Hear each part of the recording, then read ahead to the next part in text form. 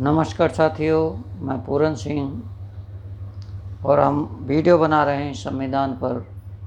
संविधान की बहुत चर्चा चलती रहती है, पर चर्चा चलती रहती है। संविधान में ये कमी है, संविधान में वो कमी है। कुछ तो ब्राह्मण ये भी कहने लगे हैं कि इसमें कट पेस्ट है। तो कट पेस्ट है तो 3 साल कैसे लग गए भाई? कट पेस्ट तुम कर लेते, तुमने किया?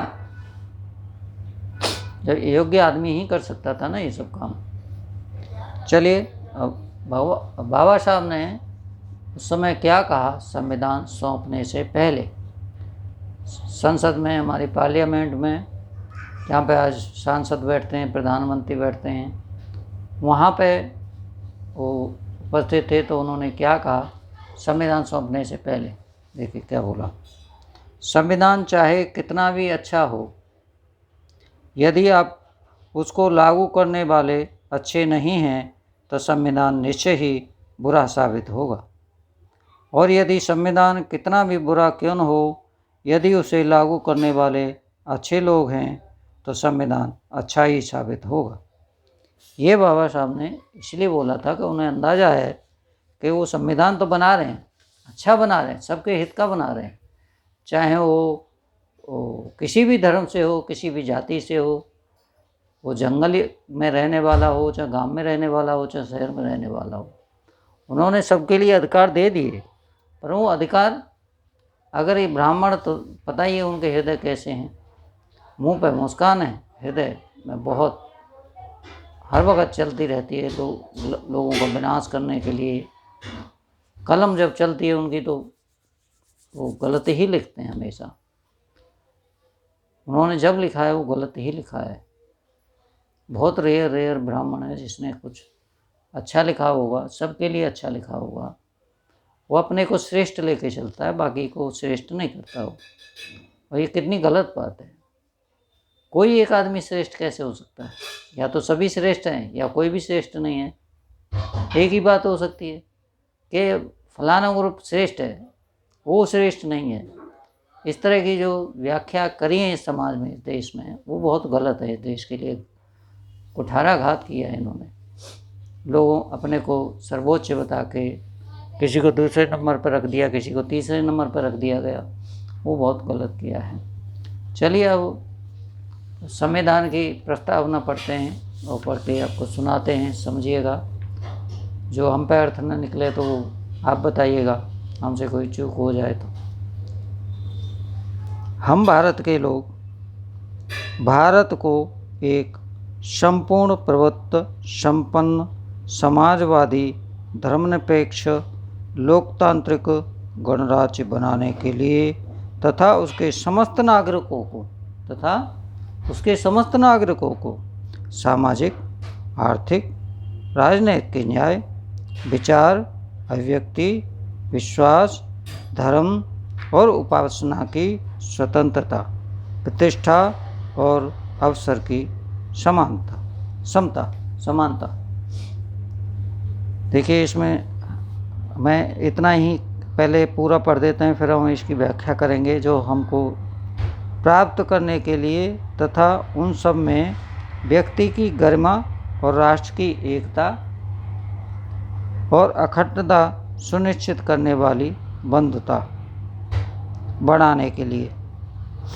और ये 26 नवंबर 1939 को ये पार्लियामेंट में दिया गया था। क्षमा करें। हम भारत के लोग भारत को एक कैसा बनाना है? संपूर्ण प्रभुत्व संपन्न समाजवादी धर्मनिरपेक्ष, कोई धर्म का महत्व न हो। धर्म तो होंगे, पर राजनीति में देश चलाते समय किसी धर्म को नहीं लिया जाएगा। ये पहला नेता है मोदी जी जो अपना हिंदू धर्म लेके चल रहे हैं। हिंदू धर्म के दर्शन करते हैं, यहाँ जाते हैं, वहाँ जाते हैं। तुम प्रधानमंत्री बन गए तो तुम सभी के प्रधानमंत्री हो ना। एक अमुक जाति या अमुक धर्म के नहीं हो सकते।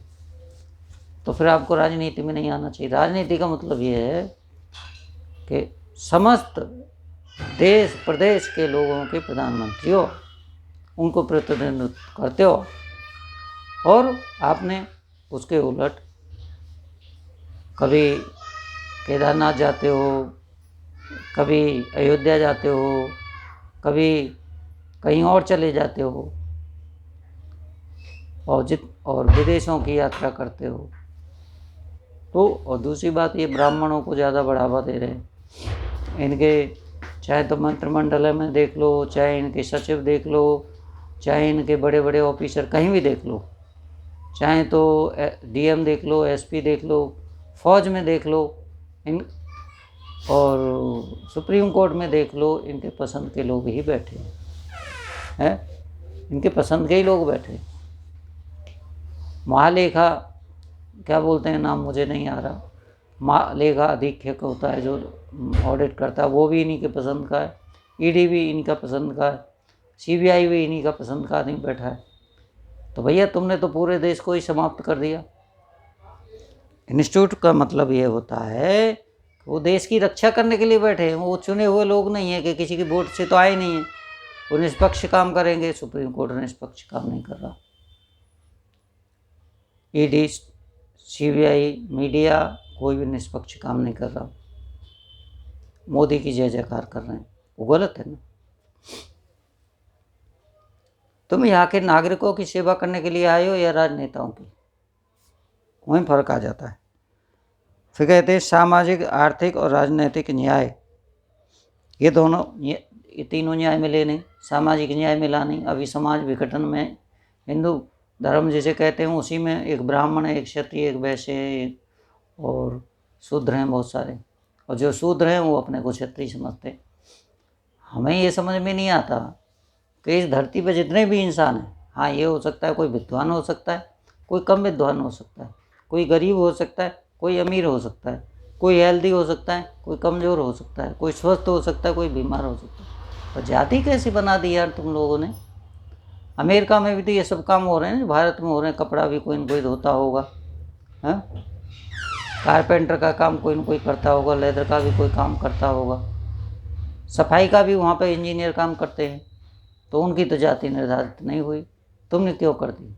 जो कर्मशील है, जो कर्म करके वो अपना उपार्जन कर रहा है, परिवार चला रहा है, उसको तुमने नीच बना दिया।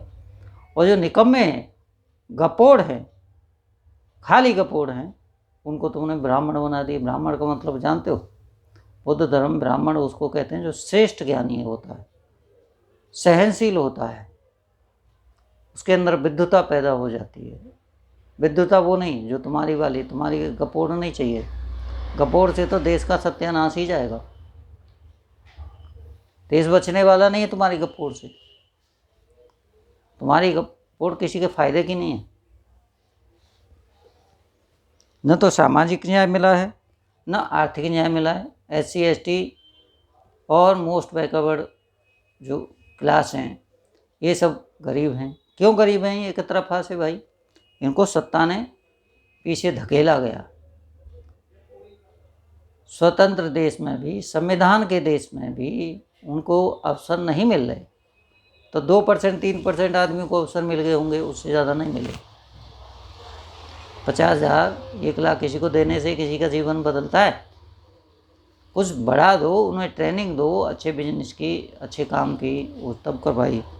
न उसे राजनीतिक न्याय मिला है। राजनीति में लालू जी जेल में हैं, मुलायम सिंह बोलते नहीं हैं वो क्योंकि उन्हें सुप्रीम कोर्ट का डर है। वो भी किसी दिन डाल देंगे कि मतलब जो तुम्हारी आय है उससे ज़्यादा धन है तुम्हें। ऐसी अखिलेश जी नहीं बोलते, मायावती जी नहीं बोलती। क्यों नहीं बोलते? SC ST OBC वालों को ये फंसाए रखते हैं कोई ना कोई उसमें जंजार में। और ब्राह्मण नेता वो कितने भी कर्म कर ले, कितना भी वो कर ले घोटाले, फिर भी सुप्रीम कोर्ट उसे क्लीन चिट देता रहेगा। क्यों भाई? इसी तरह नहीं चलेगा राज्य। वो गलत ढंग से चल रहा है इस समय तो बहुत ज़्यादा। न तो सामाजिक न्याय मिला है, न आर्थिक न्याय मिला है, न राजनीतिक न्याय मिला है। विचार की स्वतंत्रता नहीं है, अभिव्यक्ति की स्वतंत्रता नहीं है, विश्वास, धर्म और उपासना की स्वतंत्रता, प्रतिष्ठा और अवसर की समानता। आए दिन क्रिश्चियनों के चर्च पे पत्थर फेंके जाते हैं, कभी मुसलमानों की उस पर मस्जिद पे फेंके जाते हैं। डॉक्टर BR अम्बेडकर की तो मूर्ति आए दिन तोड़ी जाती हैं, और पेरियार साहब की भी मूर्ति तोड़ी जाती हैं। क्यों तोड़ी जाती हैं? अपनी मूर्तियों को तुम सुरक्षित करना चाहते हो और दूसरों के नेताओं की मूर्तियों को तोड़ना चाहते हो, अपमान करना चाहते हो। आज भी सत्ता के बल पे कितनी लोग मारे जा रहे हैं, लंचिंग हो रही है, रेप हो रहे हैं, सत्ता के बल पर हो रहे हैं सब। व्यक्ति की गरिमा और राष्ट्र की एकता और अखंडता। राष्ट्र की एकता अखंडता तो बनी हुई है, परंतु ये उसके चक्कर में बहुत लोगों को गलत ढंग से फंसाते हैं। कितने लोग अरेस्ट कर रखे हैं योगी जी ने, मोदी जी ने। ब्राह्मण है तो बम फोड़ के भी पार्लियामेंट जा सकता है, और दलित है तो वो छोटा सा एक बोलने लगेगा तो उसे जेल में डाल देते हैं। जो हमारे लोग कुछ कर सकते हैं समाज में काम, उनको जेल में डाल देते हैं। चंद्रशेखर आज़ाद को कितनी बार जेल में डाला है? सुनिश्चित करने वाली वस्तुता बढ़ाने के लिए है। आप समझ गए? दोनों चीज़ मैंने बता दी कि संविधान कितना भी अच्छा हो और ये कितना भी ब्राह्मणों के कब्जे में है अभी देश। आप समझ ले, अभी आप कुछ भी नहीं कर सकते संविधान के आधार पर। अपने थाने में FIR कराने में भी अभी हालत ख़राब हो जाएगी। सुप्रीम कोर्ट में तो हम केस जीत ही नहीं सकते। वो साकेत का डाला था केस, उसमें हार गए हम लोग सभी। उन्होंने हमारी जो पिटीशन थी वही खारिज कर दी। बताइए, बिना जांच के कह दिया कि इसमें विदेशी लोगों का पैसा लगा हुआ है। जिनका विदेश से पैसा आ रहा है उनको कुछ नहीं कहा जा रहा, और जिनका नहीं है वो यहीं का पैसा, 2-2 पैसा 4-4 पैसे रुपए इकट्ठे करके लोग लगाते हैं कोई मूवमेंट में, उसमें मिशन में, उनको ऐसे करके सुप्रीम कोर्ट में बैठे ब्राह्मणों ने अभी वो एट्रोसिटी भी कम कर दी कि कमरे में किसी को गाली गलौज की जाती है तो वो अपमान नहीं माना जाएगा। तो क्या सुप्रीम कोर्ट के जजों को कमरे में कूट दिया जाए तो वो भी अपमान नहीं होगा? वो किसी के लिए भी नहीं होना चाहिए फिर कमरे में कूटने वाला। वो सुप्रीम कोर्ट का जज हो, चाहे कोई आम आदमी हो, चाहे शेड्यूल कास्ट हो, चाहे शेड्यूल ट्राइब हो, कमरे में किसी को पीट दिया जाए, गाली गलौज किया जाए, उसका गवाह नहीं है तो उसे नहीं मान्य होगा। क्यों नहीं होगा मान्य? जो हाथरस में रेप हुआ है इसीलिए नहीं मान्य होगा, वहाँ कोई गवाह नहीं था, कोई सबूत नहीं था। इन्होंने सुप्रीम कोर्ट को कब्जा रखा है ब्राह्मणों ने, और पता नहीं क्या क्या कर रखा है। आज के लिए इतना ही। थैंक यू, बहुत बहुत धन्यवाद साथियों।